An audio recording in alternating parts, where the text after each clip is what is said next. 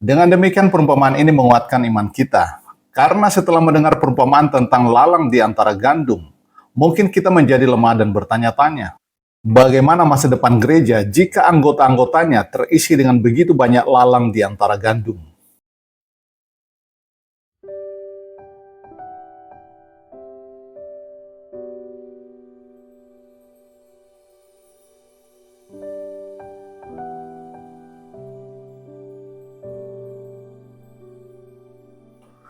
Hari ini kita kembali membahas tentang pengajaran Yesus melalui perumpamaan. Dan kali ini kita akan membahas perumpamaan tentang biji sesawi.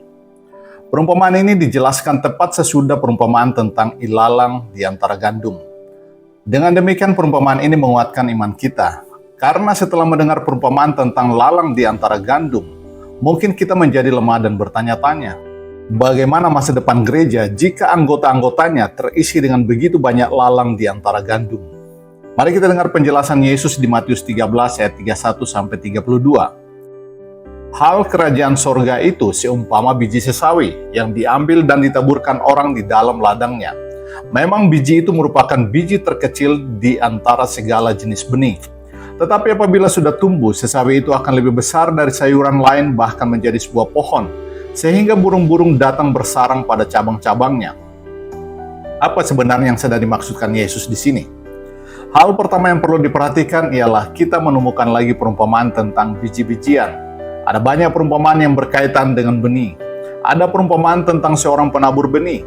Ada perumpamaan tentang benih yang tumbuh sendiri, perumpamaan tentang lalang di antara gandum, dan sekarang perumpamaan tentang biji sesawi. Alasan pemilihan biji sesawi dalam perumpamaan ini adalah karena biji sesawi merupakan biji yang terkecil di antara biji-bijian yang ditabur. Jika Anda tahu sedikit tentang ilmu pertanian, Anda mungkin akan bertanya, tunggu dulu. Meskipun biji sesawi sangatlah kecil, tetapi ia bukanlah biji yang paling kecil di dunia ini. Memang Anda benar, biji sesawi bukanlah biji terkecil yang ada di bumi ini, tetapi itu adalah biji terkecil yang pernah ditabur oleh petani di Palestina. Pernahkah Anda bertanya dalam hati, kenapa Yesus sering membicarakan biji-bijian di dalam banyak perumpamaan? Benih merupakan suatu hal yang indah. Semakin Anda memahami ajaran mengenai benih ini, Anda akan semakin memahami seluruh ajaran kitab suci mengenai keselamatan.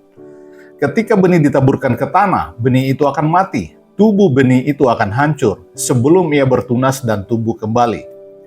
Hal ini menunjukkan gambaran yang utuh tentang kematian dan kebangkitan.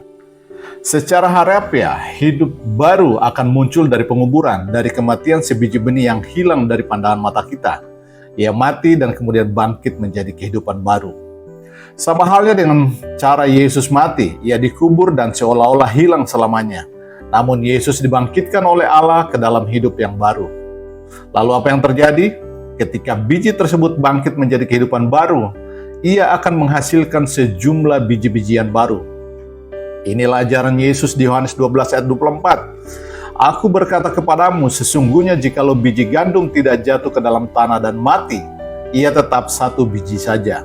Tetapi jika ia mati, ia akan menghasilkan banyak buah. Butiran-butiran gandum menghasilkan sejumlah biji-bijian baru setelah melewati proses kematian dan kebangkitan. Benih itu jatuh ke dalam tanah dan menghasilkan sejumlah besar gandum atau biji-bijian baru. Dan biji-bijian baru tersebut ditabur kembali untuk menghasilkan bijian yang lainnya. Demikianlah proses itu berjalan terus. Melalui proses kematian muncul kehidupan baru. Sama seperti Yesus, jemaat lahir lewat kematian dan kebangkitan Yesus. Perhatikan hal ini, kehidupan yang ada pada sejumlah bijian yang baru tersebut diperoleh dari bijian pertama yang telah mati. Setiap butiran gandum ditaburkan kembali dan mati agar dapat menghasilkan butiran-butiran gandum yang baru. Banyak orang Kristen akan berhenti pada tingkatan ini. Mereka telah memperoleh hidup baru melalui kematian dan kebangkitan Kristus. Namun apakah kita menyadari bahwa kita sendiri adalah benih yang harus mati dan dibangkitkan itu? Hanya sedikit orang yang mengerti bagian ini. Di Yohanes 12 ayat 24-25, Anda akan melihat bahwa hal itu ditujukan kepada orang Kristen. Ayat 24 menunjuk pada Yesus sendiri, dan ayat 25 menunjuk pada umat Kristen. Sebab mereka juga harus mati dan dibangkitkan.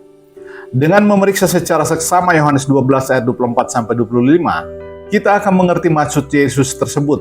Setelah berbicara tentang biji-bijian di ayat 24, Yesus berkata, "Barang siapa mencintai nyawanya, ia akan kehilangan nyawanya.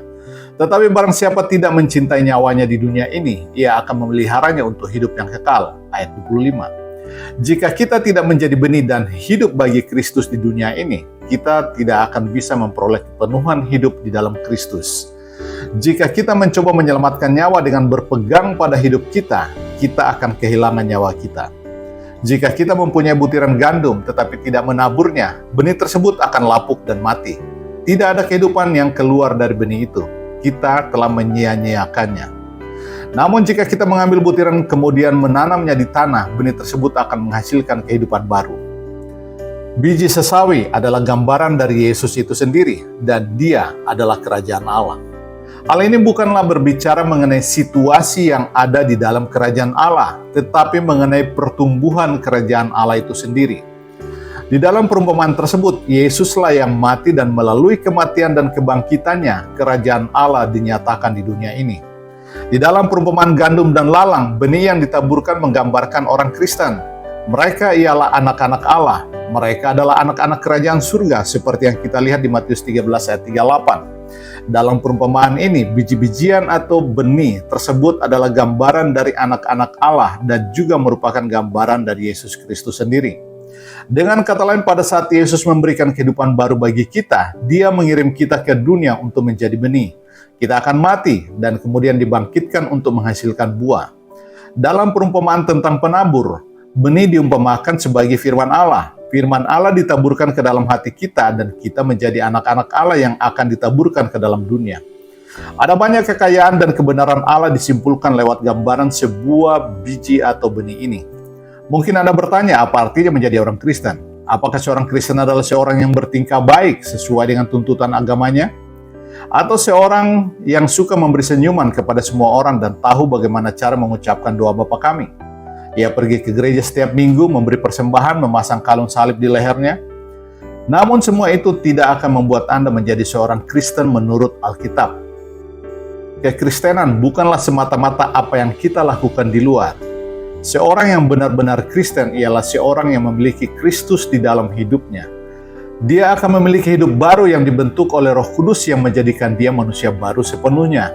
Apa yang terjadi jika saudara hidup di dalam Kristus? Lihatlah pada biji atau benih yang baru tersebut. Mereka terlihat hampir sama dengan biji yang asli. Itulah keindahannya. Pada saat Roh Kudus bekerja di dalam kehidupan seorang Kristen, orang itu akan menyerupai Kristus, bahkan menjadi seperti Kristus. Jika kita benar-benar adalah seorang Kristen, kita akan menemukan diri kita semakin hari semakin mirip dengan Kristus, karena Kristus hidup di dalam diri kita. Paulus berkata di Roma 5 ayat 5, karena kasih Allah telah dicurahkan ke dalam hati kita oleh Roh Kudus. Itulah sebabnya kita menjadi semakin mirip seperti Kristus dan menjadi kudus. Di 2 Korintus 3 ayat 18, Paulus berkata, kita diubah menjadi serupa dengan gambarnya, dalam kemuliaan yang sangat besar.